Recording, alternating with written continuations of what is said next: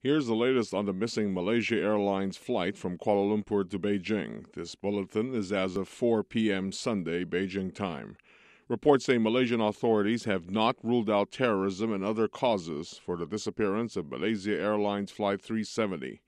This after reports said that 2 Europeans listed on the passenger manifest were not aboard and their passports had been lost or stolen.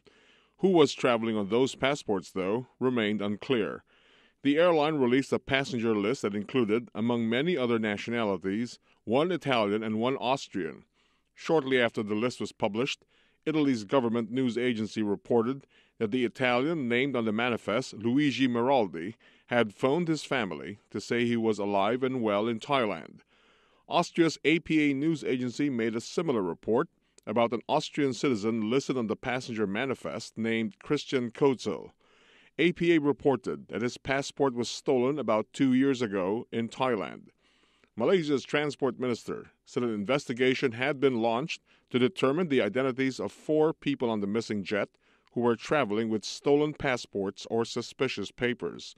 Transport Minister Hishamuddin Hussein said Malaysian intelligence agencies are probing the entire passenger manifest and are coordinating with their international counterparts, including the U.S. Federal Bureau of Investigation.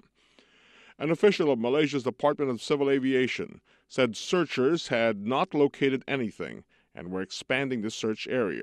He said even the oil slick sighting reportedly made by a Vietnamese military plane had not been verified. He said Malaysian authorities had reviewed closed-circuit TV footage of passengers and their luggage and hadn't seen anything of concern. But Malaysian Prime Minister Najib Razak cautioned that it was too early to come to any conclusions, and other officials said nothing was being ruled out at this point. The same officials also said the plane may have changed course and turned back toward Kuala Lumpur, but there were no indications from the pilot that he was doing so. Chinese state media reported that 2 Chinese warships, the Jinggangshan and Mianyang, were deployed to the area. The Jinggangshan carried helicopters, medical personnel, and divers. Reports said 40 ships and 22 planes were scouring a portion of the South China Sea for any sign of where the flight may have gone down. The massive multinational team is focusing its efforts near the Gulf of Thailand.